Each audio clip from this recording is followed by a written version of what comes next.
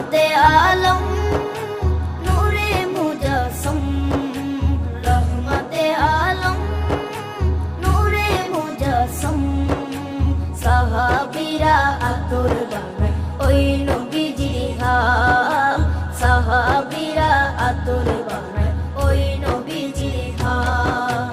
সাহাবীরা আতর লাগায় ওই নবীজির ঘাম, সাহাবীরা আতর লাগায় ওই নবীজির ঘাম।